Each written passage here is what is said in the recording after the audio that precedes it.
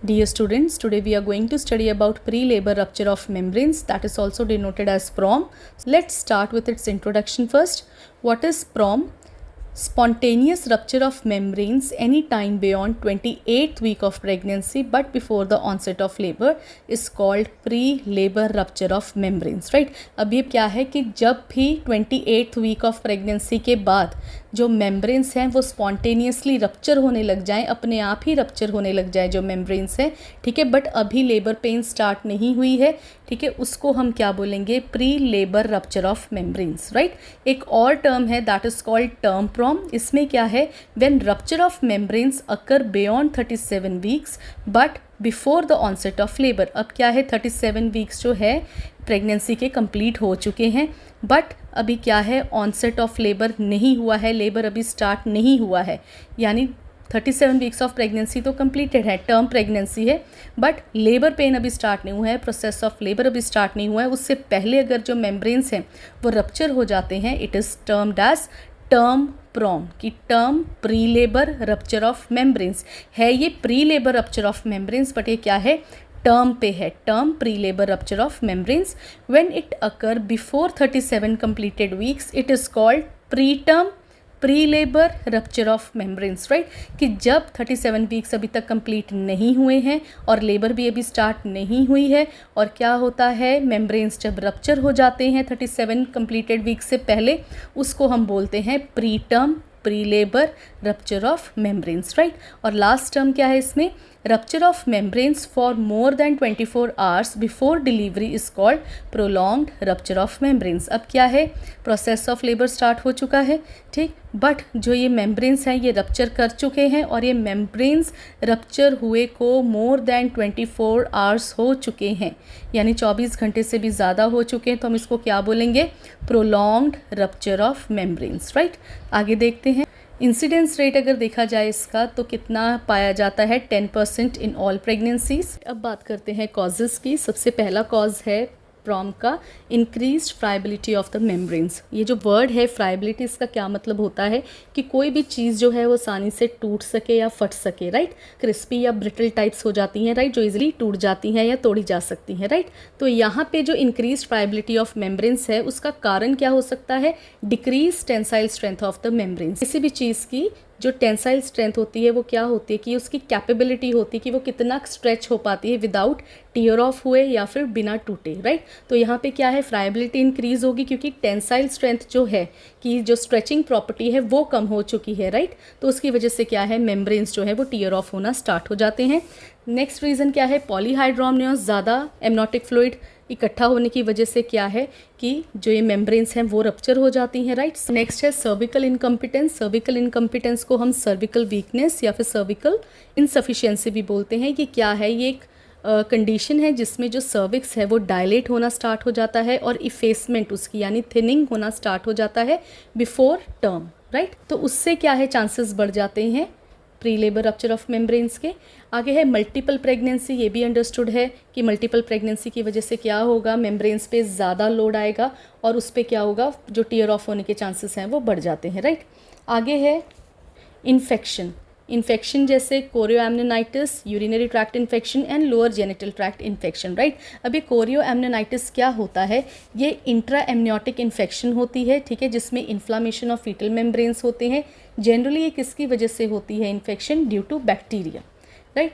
तो इन्फेक्शन की वजह से क्या है? इन्फ्लामेशन हो जाएगी. इन्फ्लामेशन वजह से क्या है? चांसेस बढ़ जाते हैं प्रॉम के. आगे सर्विकल लेंथ जो है वो 2.5 सेंटीमीटर से कम होगी, तो उससे क्या होगा? मेम्ब्रेन्स पे प्रेशर बढ़ेगा and it will lead to rupture. आगे प्रायर प्रीटर्म लेबर है, भी पहले भी हिस्ट्री है लेडी को कि उसका पहले भी प्रीटर्म लेबर हो चुका है, ये भी एक कॉज बन सकता है. आगे low body mass index that is less than 19 kg per metre square, right? आगे देखिए डायग्नोसिस. हम डायग्नोस कैसे करेंगे? The only subjective symptom is escape of water discharge per vaginum either in the form of gush और slow leak, right? हमें कैसे पता चलेगा कि pre labour rupture of membrane start हो चुका है? कई बार क्या होता है, ज़रूरी नहीं कि जो वजाइना में फ्लूइड प्रेजेंट है वो एमनोटिक फ्लूइड ही एस्केप हुआ है. और भी कंडीशंस हो सकती हैं जैसे कि हाइड्रोरिया ग्रेविडेरम. ये जो वर्ड है gravidarum, it is related with pregnancy, right? ये एक ऐसी स्टेट है where periodic water discharge occurs probably due to excessive decidual glandular secretion. क्या होता है कि प्रेगनेंसी के दौरान कि ये जो डेसिडुअल ग्लैंड्स होते हैं इनमें सिक्रीशन जो है वो भारी मात्रा में बढ़ जाता है और जिसकी वजह से वाटर डिस्चार्ज होता रहता है, right. And next is incontinence of urine specially in later months, right. Incontinence of urine क्या होता है, जब जो यूरिन है वो नहीं रुक पाता है, राइट। ये स्पेशली लेटर मंथ्स में देखने को मिलता है। तो ये दो ऐसी कंडीशंस है जो कि कंफ्यूज कर सकती है, जो कि बिल्कुल रिजेंबल होती हैं किसके साथ, pre labour rupture of membranes के साथ। तो आगे जानते हैं कि कंफर्मेशन हमने कैसे करनी है कि ये वाकई में ही pre labour rupture of membranes ही है या फिर हाइड्रोरिया ग्रेविडेरम है या फिर इनकॉन्टिनेंस ऑफ यूरिन है, कैसे पता करेंगे, लेट्स सी। सबसे पहले है स्पेकुलम एग्जामिनेशन करेंगे हम पूरे एसेप्टिक प्रिकॉशंस को ध्यान में रखते हुए, ताकि इंस्पेक्ट कर सके जो लाइकर एस्केप हो रहा है सर्विक्स के थ्रू वो कौन सा है, वो यूरिन है या वो वाकई में एमनोटिक फ्लूइड है या फिर वो हाइड्रोरिया ग्रेविडेरम है, right. To examine the collected fluid from the posterior fornix, ठीक है, वेजाइनल पूल, जिसको मैं आगे समझाऊंगी, to detect the pH, right. Amniotic fluid का पीएच कितना देखा गया है, नॉर्मली 7.1 to 7.3, जो कि अल्कलीन होता है नेचर में। और अगर यूरिन के पीएच की बात करें, जैसे हम जानते हैं वो बिटवीन 4 to 8 होता है, राइट। तो पीएच को असेस करके हम पता कर सकते हैं कि ये एमनोटिक फ्लूइड है या फिर ये यूरिन है, राइट। आगे है एमनीश्योर रॉम टेस्ट, ठीक है, is a new method to diagnose rupture of fetal membranes. The test detects placental alpha microglobulin 1, that is also denoted as PAMG1 in cervicovaginal fluid, right. AmniSure ROM test क्या है, ये एक नया method है जिससे हम डायग्नोस कर सकते हैं रप्चर ऑफ फीटल मेम्ब्रेन्स। इसमें क्या करते हैं हम, वजाइनल स्वाब की मदद से क्या है, हम सर्विकोवेजाइनल फ्लूइड को लेते हैं और अगर उसमें ये प्रोटीन जो है प्लेसेंटल अल्फा माइक्रोग्लोबुलिन 1 अगर ये उसमें प्रेजेंट होता है तो हमें पता चल जाता है कि ये एमनोटिक फ्लूइड ही है। तो ये इजी हो जाता है डिटेक्ट करने के लिए कि pre labour rupture of membrane हो चुका है, राइट। आगे है ultrasonography is to be done not only to support the diagnosis but also to assess the fetal wellbeing, right. Ultrasonography से हमें और भी क्लियर हो जाएगा, डायग्नोसिस और भी क्लियर हो जाएंगे और साथ के साथ बच्चे का जो स्टेटस है, फीटस का जो स्टेटस है वो हमें पता चल जाएगा, right. Digital vaginal examination should be avoided. आगे इन्वेस्टिगेशंस में क्या क्या होता है, फुल ब्लड काउंट है, राइट। और क्या करते हैं, सी रिएक्टिव प्रोटीन को टेस्ट करते हैं। ये जो सी रिएक्टिव प्रोटीन है ये लीवर के द्वारा सिक्रीटेड है, एक प्रोटीन है जो कि ब्लड प्लाज्मा में पाया जाता है, राइट। अगर इसकी कंसंट्रेशन हमें ज़्यादा मिलती है यानी कि 10 mg/dl से ज़्यादा मिलती है तो ये क्या इंडिकेट करता है, इन्फ्लामेशन, राइट। और जैसे ही इसका जो लेवल है वो 10 mg/dl से कम हो जाएगा तो हम समझ जाते हैं कंडीशन जो है वो रिजॉल्व हो रही है, नॉर्मल हो रही है, राइट। आगे urine for routine analysis and culture के लिए सेंड करेंगे, high vaginal swab for culture, vaginal pool for estimation of phosphatidyl glycerol and LS ratio, right. अभी वजाइनल पूल क्या है, जैसे स्विमिंग पूल होता है, पूल में क्या होता है, पानी होता है, राइट। तो ये भी किस चीज़ का पूल है, ये कलेक्शन ऑफ एमनोटिक फ्लूइड है जो कि लीक कर रहा होता है, कहाँ से, सर्विकल लोज से, और ये सारा लीक होके कहाँ पे आ रहा होता है, वजाइनल वॉल्ट में। वॉल्ट क्या होता है, एक एपेक्स या फिर कह लो एक एक्सपैंडेड रीजन है वजाइनल कैनाल का जो कि अंदर वाली and, internal end of vagina की तरफ प्रेजेंट होता है, राइट। ये उसमें इकट्ठा होता रहता है। तो उसमें क्या प्रेजेंट होता है एमनोटिक फ्लूइड में, फॉस्फेटिडिल ग्लिसरॉल और LS रेशियो, राइट। इन दोनों की मदद से हम फीटल लंग मैच्योरिटी के बारे में हम जान सकते हैं, राइट। ये जो फॉस्फेटिडिल ग्लिसरॉल है ये हेल्पफुल होता है काफ़ी हद तक फीटल लंग मैच्योरिटी के बारे में एग्जैक्टली बताने के लिए, क्योंकि ये ना तो ब्लड के साथ कंटामिनेट होता है ना ये मेकोनियम कंटामिनेशन होती है इसमें, राइट। आगे है LS रेशियो। LS रेशियो क्या है, ये लेसिथिन टू स्फिंगोमाइलिन रेशियो होता है। ये जनरली क्या है, सर्फेक्टेंट्स है। सर्फेक्टेंट्स क्या होते हैं, केमिकल्स होते हैं जो कि लंग्स के द्वारा खुद प्रोड्यूस किए गए होते हैं और ये हेल्प करते हैं उनको प्रॉपरली वर्क कराने में, राइट। अब सर्फेक्टेंट्स के बिना क्या हो जाता है, जो छोटे छोटे एयर सैक्स होते हैं लंग्स में जिनको हम एल्वेलाई बोलते हैं वो कोलैप्स हो जाते हैं, जिसकी वजह से क्या है, जो ऑक्सीजन है वो ब्लड स्ट्रीम में एंटर नहीं हो पाता है, राइट। तो लेसिथिन और स्फिंगोमाइलिन रेशियो से और फॉस्फेटिडिल और ग्लिसरॉल की रेशियो से हम फीटल लंग मैच्योरिटी के बारे में पता कर सकते हैं। आगे अल्ट्रासोनोग्राफी भी यूजफुल होती है फॉर फीटल बायोफिजिकल प्रोफाइल। और आगे कार्डियोटोकोग्राफी करते हैं हम, नॉन स्ट्रेस टेस्ट इसमें करते हैं। नॉन स्ट्रेस टेस्ट और कॉन्ट्रैक्शन स्ट्रेस टेस्ट पे भी एक वीडियो में डालूंगी आगे। इससे क्या होता है कि बच्चे की धड़कन के बारे में हमें पता चलता रहता है, राइट। प्रॉम की वजह से मैटरनल कॉम्प्लिकेशंस क्या क्या हो सकती हैं, कोरियोअमनियोनाइटिस, प्लेसेंटल अब्रप्शियो, इस पे भी जल्दी वीडियो आने वाली है, right. Retained placenta, endometritis. Endometritis क्या होता है, ये इन्फ्लामेशन हो जाती है सबसे अंदर वाली लाइनिंग ऑफ यूट्रस की, यानी वो कौन सी होती है, एंडोमेट्रियम, राइट।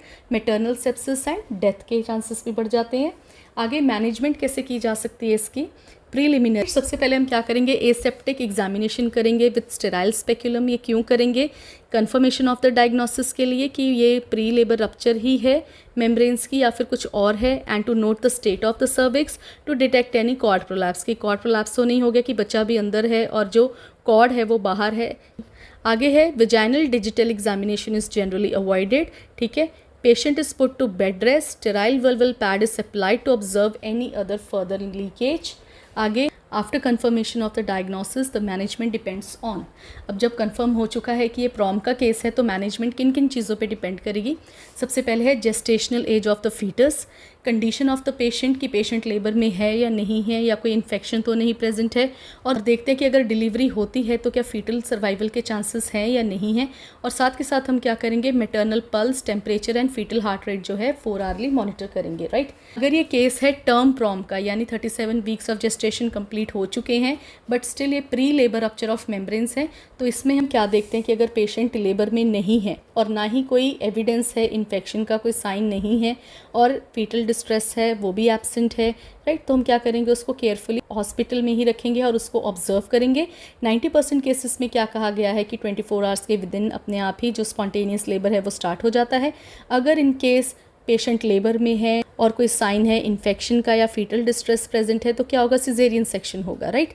आगे प्रीटर्म प्रॉम में क्या करते हैं, जो पेशेंट है उसको फीटस इन यूट्रो में ही ट्रांसफ़र कर दिया जाता है, ठीक है, ताकि जो प्रीटर्म नियोनेट्स है उनकी जो केयर है वो इफेक्टिवली हो सके। दूसरा क्या है, इसमें क्या करते हैं, use of antibiotics, right. Prophylactic antibiotics are given to minimise maternal and perinatal risk of infection, right. एक होता है प्रोफाइलैक्टिक और एक होता है थेराप्यूटिक। मैंने अपनी पिछली वीडियो में भी बताया था। प्रोफाइलैक्टिक एंटीबॉडीज़ कौन से होते हैं, जिनको हम प्रिवेंटिव मेजर्स के तौर पर यूज़ करते हैं, ठीक है, तो वो क्या है, मिनिमाइज करते हैं maternal as well as perinatal risk of infection.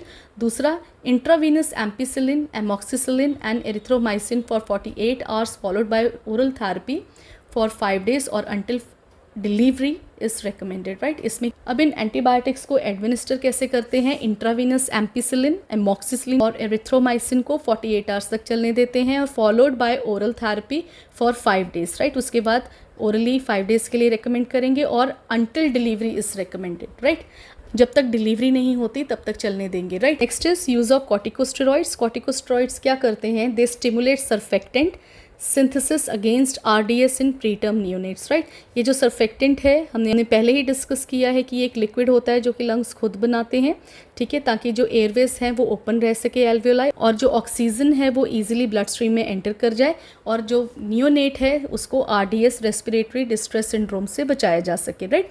दूसरा है the combined use of antibiotics and corticosteroids had reduced the risk of neonatal respiratory distress syndrome, ठीक है। और ये कंबाइंड यूज़ जो होते हैं एंटीबायोटिक्स के और कॉर्टिकोस्टेरॉइड्स के, इनकी वजह से ये सारी जो कंडीशंस हैं, ठीक है, इनमें रिडक्शन देखी गई है। कौन से रिस्क में, नियोनेटल रेस्पिरेटरी डिस्ट्रेस सिंड्रोम जिसको आरडीएस बोलते हैं, intraventricular haemorrhage, necrotising enterocolitis, bronchopulmonary dysplasia and symptomatic patent ductus arteriosus. इन कंडीशंस में क्या है, रिडक्शन देखी गई है कंबाइंड एंटीबायोटिक्स एंड कॉर्टिकोस्टेरॉइड्स के यूज़ की वजह से। आगे कौन सी चीज़ें जो है जो नहीं रिकमेंडेड है प्रॉम में, that is tocolysis, progesterone therapy and cervical cerclage. Cervical cerclage क्या होता है, इसको सर्विकल स्टिच भी बोलते हैं, जो कि लगाया जाता है around the cervix during the pregnancy ताकि प्रीटर्म बर्थ को प्रिवेंट किया जा सके। तो ये जो तीनों चीज़ें हैं, टोकोलिसिस क्या होता है, ये जैसे ऑक्सीटोसिन्स जो हैं कॉन्ट्रैक्शंस को इंड्यूस करती हैं, टोकोलिटिक्स क्या हैं, वो कॉन्ट्रैक्शंस को ख़त्म कर, उसका भी जो एडमिनिस्ट्रेशन है उसको भी मना है, प्रोजेस्ट्रॉन थेरेपी नहीं देनी है और सर्विकल सर्कलेज नहीं करना है, राइट। आगे देखते हैं scheme of management of PROM. पीछे हम जो सारा कुछ डिस्कस करके आए हैं सेम वही कुछ लिखा हुआ है इस चार्ट में। आपने भी एग्जाम में क्या करना है, पहले ये चार्ट बना देना है पूरा, फिर इसको स्टेप बाय स्टेप जो है डिस्कस करना है, ठीक। ये डीसी दत्ता से लिया गया है, ठीक है, आप एक बार उसमें देख लेना, राइट। सो इसमें क्या है, देखो जो चीज़ें हम पीछे पढ़ के आए हैं उनका ही स्टार्टिंग में जिक्र किया हुआ है कि मैटरनल हेल्थ असेसमेंट करनी है, फीटल हेल्थ असेसमेंट करनी है, जैसे gestational age, weight, pulmonary maturity, right, aseptic work conditions use करने हैं, precautions, right, non stress test and biophysical profile. आगे है to monitor maternal pulse, temperature, fetal heart rate and to start prophylactic broad spectrum antibiotics and betamethasone, ये corticosteroid है, right. उसके बाद assessment in terms of amnionitis, placental abruptio, fetal death, fetal distress और labor process। इन सारी conditions में से कुछ भी present है और labor start हो चुकी है तो क्या करना है, अगर ये सारी चीज़ें एब्सेंट है तो क्या करना है, राइट। अगर तो ये सारी कंडीशंस में से कोई भी एक दो चीज़ें अगर हैं, ये प्रेजेंट हैं, ठीक है, तो क्या करना है, फटाफट से जो है डिलीवरी होनी चाहिए पेशेंट की, इंट्रापार्टम एंटीबायोटिक्स ब्रॉड स्पेक्ट्रम का यूज़ करना है और बच्चे को ट्रांसफ़र कर देना है नियोनेटल इंटेंसिव केयर यूनिट में, राइट। और अगर इन कंडीशंस में कोई भी चीज़ नहीं है, लेबर भी नहीं स्टार्ट हुई है, तो क्या करना है, हमने कंडीशंस देखनी है। अगर प्रेगनेंसी जो है 34 वीक से कम है तो एक्सपेक्टेंट मैनेजमेंट किया जाता है ताकि बच्चे के जो लंग्स हैं, ठीक है, वो मैच्योर होने के लिए उनको टाइम मिल जाए। Patient with fetus in utero जो है एक ऐसे सेंटर पे ट्रांसफ़र कर दिया जाता है जहाँ पे निको की सुविधाएं जो है वो उपलब्ध हों। बेड रेस्ट पे डाला जाता है पेशेंट को, antenatal corticosteroids and broad spectrum antibiotics administer किया जाता है ताकि प्रेगनेंसी का जो टाइम पीरियड है, ड्यूरेशन जो है वो थोड़ा प्रोलॉन्ग किया जा सके और रिड्यूस किए जा सकें ये जो इन्फेक्शियस मॉर्बिडिटी के चांसेस हैं।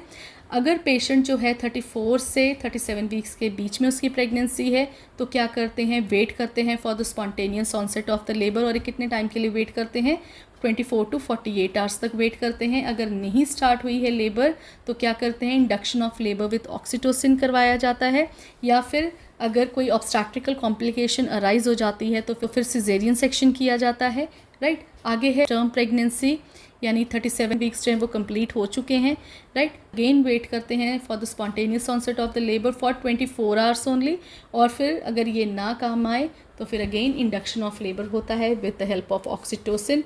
सिजेरियन सेक्शन होता है पेशेंट का अगर कोई ऑब्स्टैट्रिकल कॉम्प्लिकेशन अराइज हो जाए, right. So this was all about pre labour rupture of membranes. Hope you understood. Thank you so much.